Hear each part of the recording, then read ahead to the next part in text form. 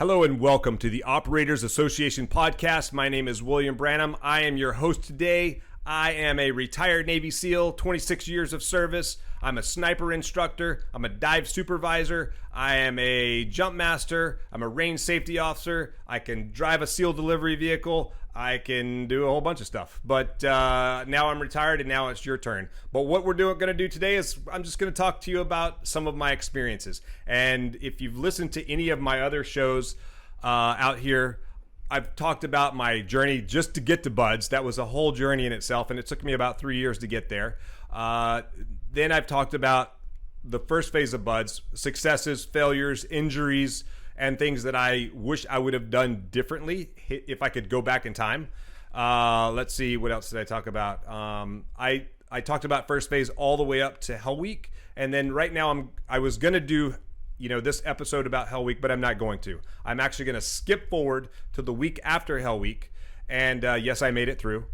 And, if you listen to the previous episodes, I had some injuries. I had some injuries going into Hell Week. And weirdly enough, about Thursday of Hell Week at some point, my knee, which wasn't working properly, started working properly. So Hell Week, I actually healed up. I came out of Hell Week better than when I went in. So that was pretty cool. And maybe next episode, or, maybe I'll talk about third phase in the next episode.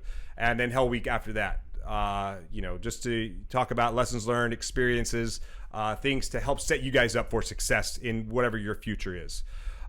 So in this episode, we're going to talk about, doing hydro recons. We're going to talk about some admin stuff. We're going to talk about getting your ass kicked even though you're out of first phase, because guess what? You're still in BUDS. We're going to talk about, what I thought was the hardest evolution in BUDS, and it wasn't Hell Week. So if you've listened to any of my other episodes, I was rolled out of class 205 and 206 and into 207. It took me 13 months to graduate 6 months of training. And it was actually to the day. And even though I was still injured, I just had to hobble my way through Hell Week, through first phase, really, because I had used up every silver bullet that I had in order to just stay in training. So throughout first phase, I gimped. And one of the things that I didn't really talk about is I was limping everywhere, and I didn't pass a lot of the running evolution. So 4 mile time run is something that you have to pass. I think you do 4 of them in first phase. I don't remember off the top of my head, 4 or 5. And I hadn't passed one. I think I'd failed 2, and then I had 1 more to go before Hell Week. And if I didn't pass that event, then they were going to kick me out of BUDS. So, but I remember something happened in my mind. Something was different. And there was this one day, we have a 4 mile time run coming up, and I woke up that morning. I remember waking up and I was like, I'm going to crush this run today. And the run was after lunch.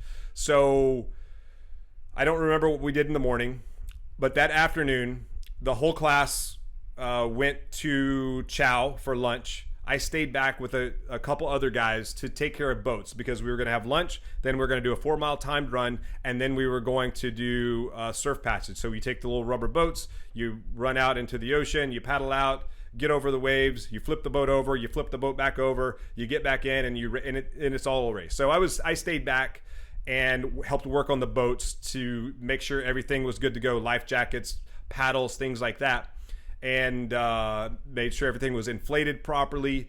And then I just remember I was talking to one of the guys in the class. I'm like, I'm going to crush that run today. I remember saying that. I'm still gimping around. Like, my left knee did not work. It didn't hold any weight whatsoever.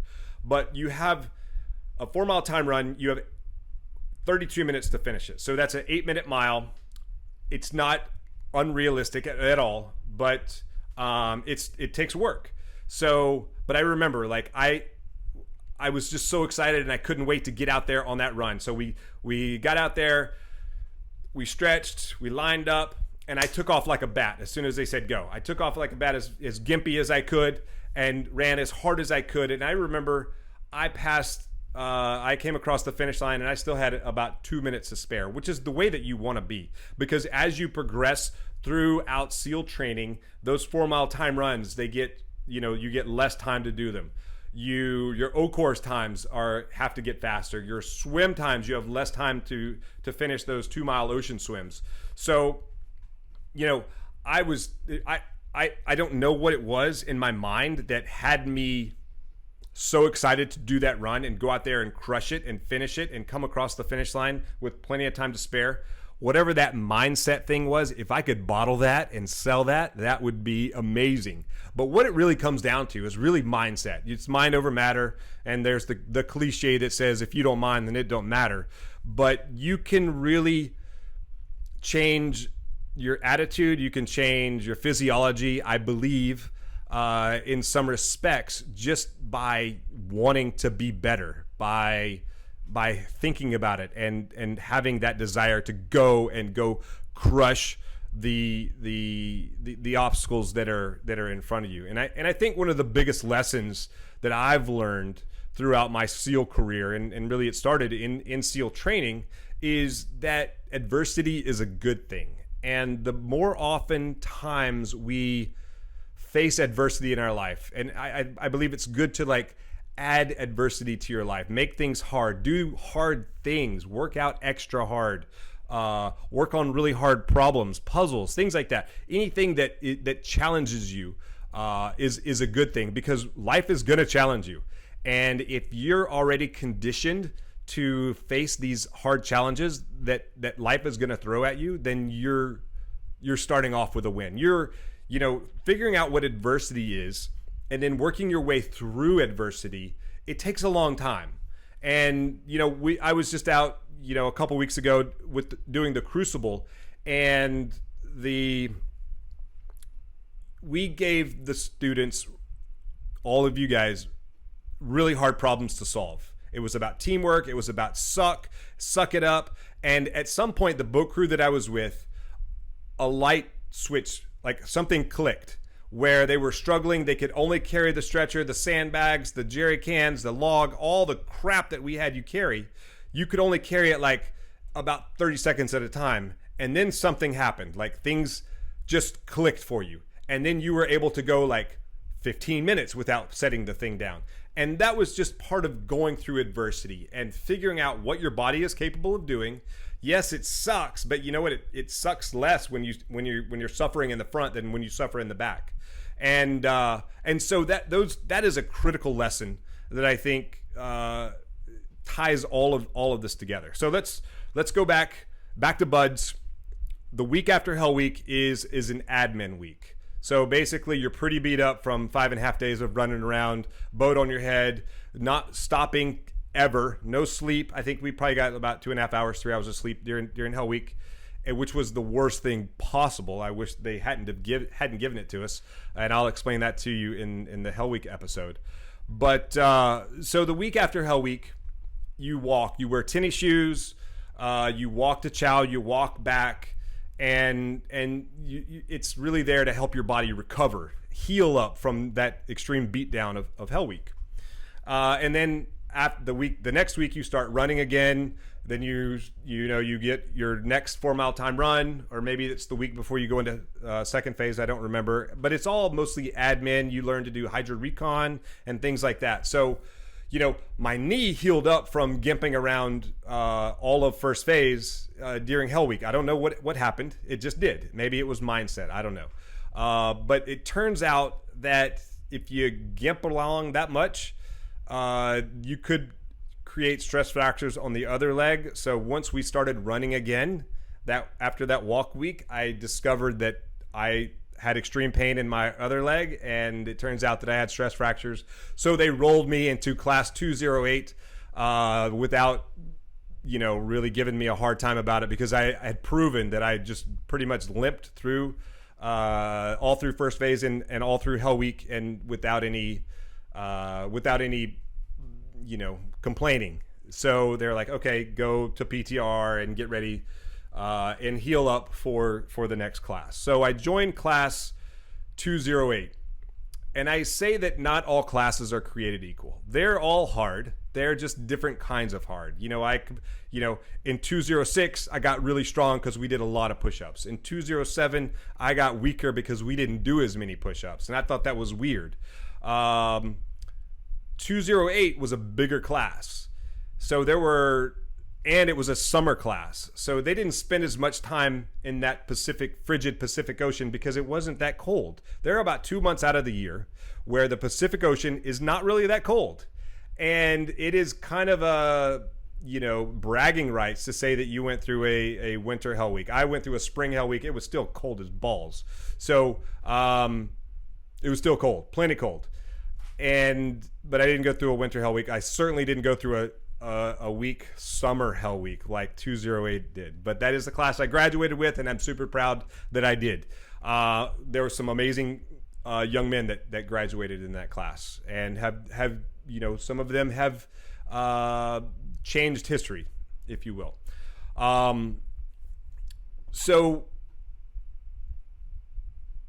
208 post hell week, I linked up with them during walk week, and then we did all the classroom stuff, really focusing on hydro reconnaissance, which is what started the SEAL teams. So if you have ever seen the movie Saving Private Ryan, you see the assault force assaulting Normandy, the beaches in Normandy. Well, prior to that assault force, the Navy went out and found people who were really good with demolitions and that could swim. And so these guys, what they ended up doing is they took little rubber boats from the big gray ships into the beach. They would, get out about a couple hundred yards from the beach, swim in, do a recon of the beach, look at obstacles, look at fighting positions, look at bunkers, look at lanes of attack, make all of these notes, and then crawl back out into the water, get in line about 25 yards apart, measure the depth of the water with a rock and a piece of string, and they had a slate that they wore around their neck, and they would mark down the depth of the water, and then they would dive underwater looking for obstacles, swim about 25 yards underwater. If they found an obstacle that could hold, a landing craft could get hung up on, they would mark it, and then they would get in line, and they would do this again for several thousand yards of beach a night, go back to the ship and create a chart. And that chart is what they used to really plan the Battle of Normandy, to this, this huge crossing where they lost, hundreds of American lives, but that's what we had to do to win that fight.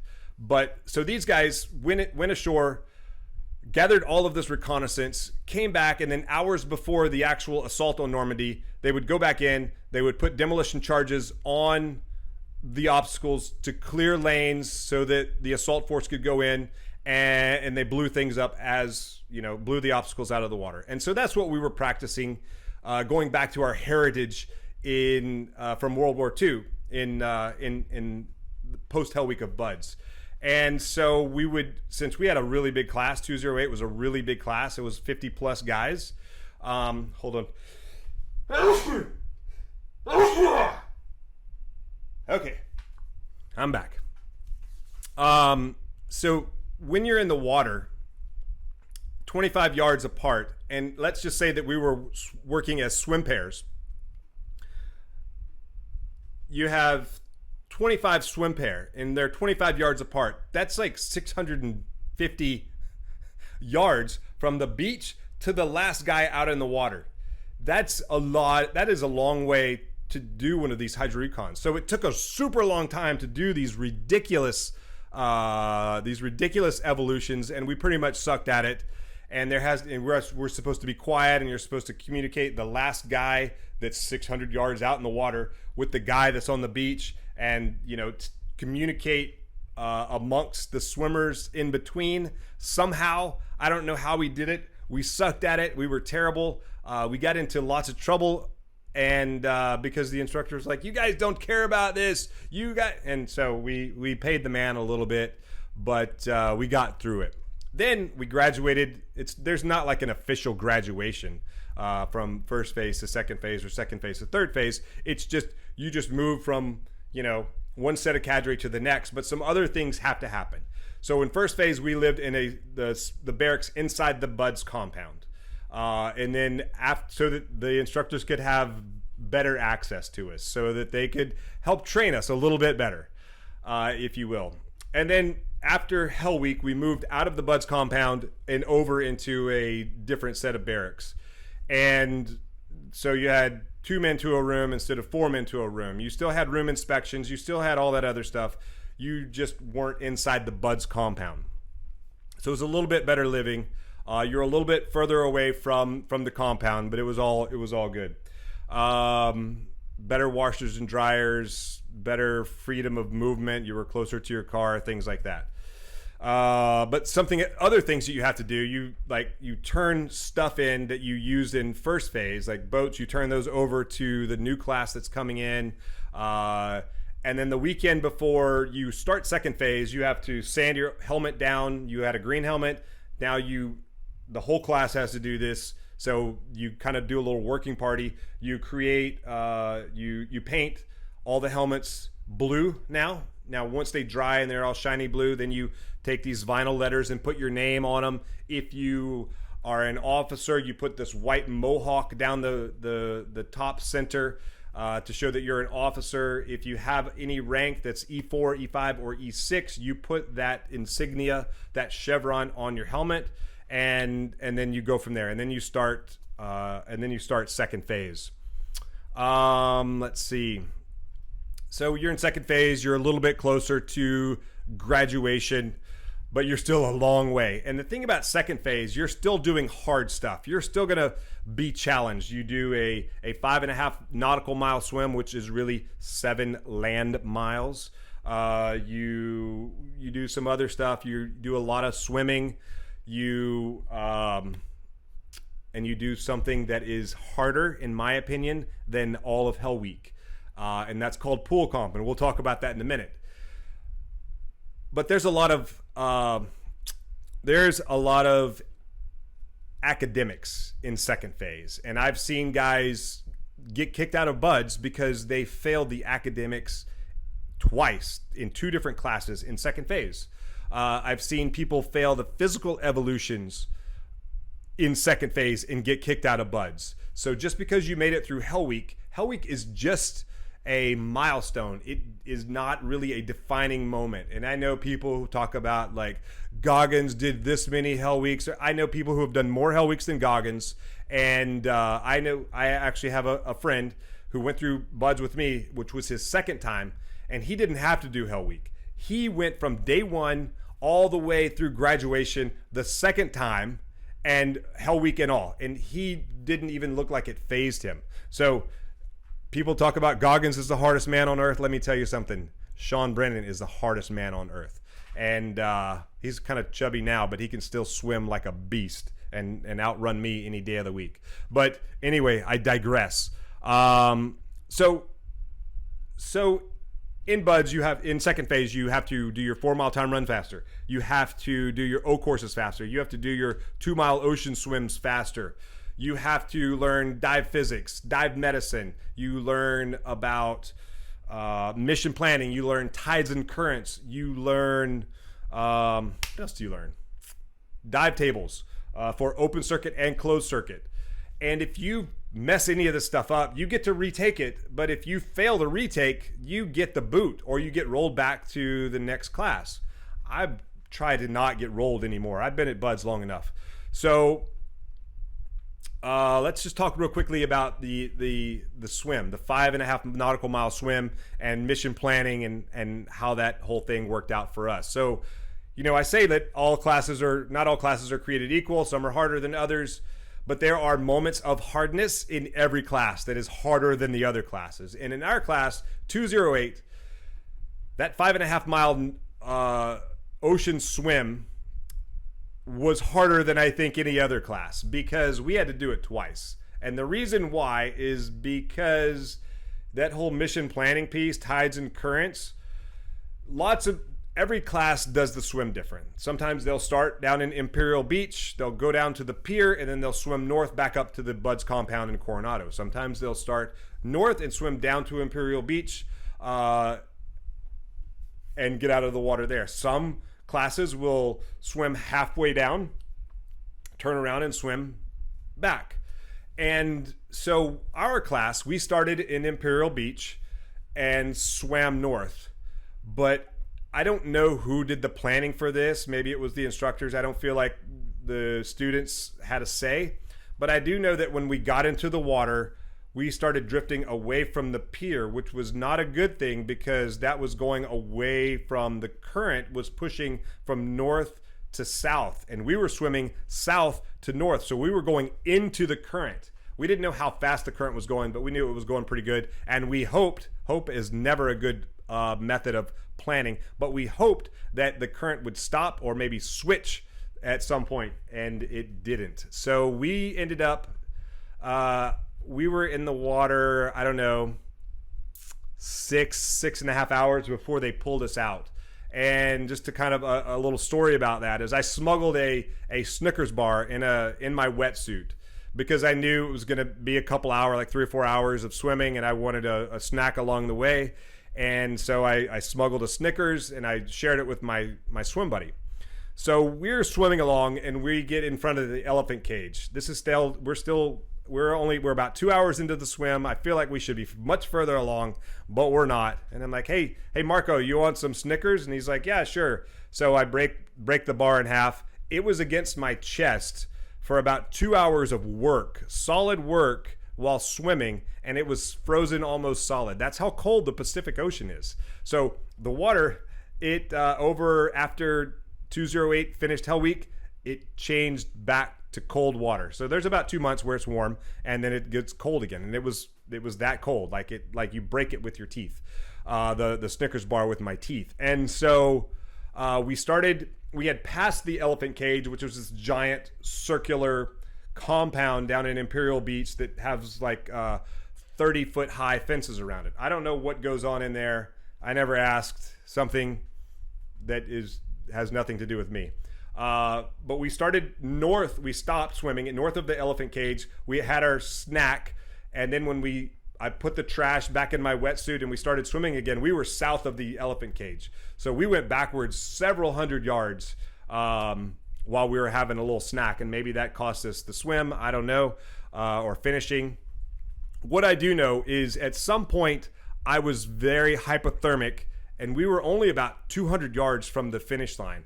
And my swim buddy is getting pissed off at me because when you swim, your whole body is underwater. The only thing that breaks the surface of the water is your face when you turn your head and maybe your body to take a breath, and then you go back underwater. Well, at some point I had lost all micro movement. I was down to gross motor movements in swimming because we were in the water for so long. And so I was like reaching my arm out of the water to grab water, my top arm, and to swim. And my swim buddy was just getting pissed off. He's like, we're going to get in trouble. I'm like, I don't care. And so right about that time, a boat comes up to us. We both think that we're in trouble because I'm like swimming with my arm out of the water, and they're like, get out of the water, you failed to swim. And I'm like, what, really? I only did that stroke a few times. Well, it turns out that about 6 different guys were hypothermic, and they had to be rescued by their buddy. So, and there's only a certain amount of time they can let you stay in the water in Buds at a certain temperature. And we had exceeded that timeline, but we were only 200 yards. I can see the buoy. I can see the finish line, and they wouldn't let us finish. So that was very disheartening. And so we got out of the water. There were guys that helped us undress and kind of clean our stuff. And I remember putting on a dry t-shirt and dry shorts, and I went to the laundry room where the dryers were. I turned all the dryers on, and just to heat the room up, and I just sat in the corner for about 30 minutes getting some movement back in my body, getting some warmth back into my body. So I didn't know that much about first aid or anything else. For sure I was hypothermic, but I wasn't a quitter either, and I wasn't going to tell anyone that I was hypothermic. So probably dumb on my part, but that's just how it worked out. So that was a Friday. So we finished Friday on a failure. Like the only class in Bud's history that never finished the swim. Blah, blah, blah. That's what the instructor said to us. And so Monday morning we show up. We're going to do, we're briefing for the dive that we're going to do that day. And the instructors come in and they're super pissed off. And they're like, what the hell? You guys can't, no one has ever failed to swim. And so they said, okay, let's see if you actually deserve to be here. And so guess what we did? We, instead of a dive brief, we did a swim brief. And not one of us wanted to do the dive after being in that water for all that time. But you know what? Even less of us wanted to do that swim again. But even the guys that passed the swim or finished the swim, everyone in the class, there were 3 swim pairs that finished the swim. Everyone in the class had to do it again. So we jocked up, put our wetsuit on, our UDT life jacket. We ran out to the beach. And this time we swam down halfway and back. But this time the water was glass. It was the most glassy water I've ever seen in my life. And so it was a good thing. It wasn't all that bad.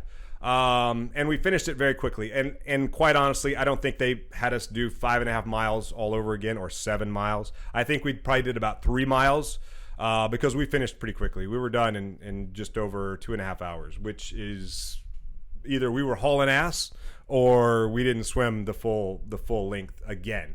So anyway, that's just some of the hard stuff, like the physical challenges that you have in buds. You don't do a lot of conditioning runs. You still do them, not the same way as in first phase. It's much more focused on academics. You finish an O course, and it takes a long time for 50 guys to do an O course. So you have like a 30-second split between the guy in front of you. So when you finish running your O course for time, then you run down to the demo pits and back, and that's about a 3-mile run. So you get a good O course and a 3-mile run in, and you still do some conditioning runs. You do 4-mile time runs, but that's really the biggest part of the running that you do in second phase. If you have requests for episodes or any questions that you have, we just finished up a Q&A today. Send us those questions. Send me those questions and give me some more stuff to talk about or the ability to answer your questions in this forum, in sort of this podcast, long form forum, storytelling and the such. But anyway, you guys stay awesome, and I will talk to you soon.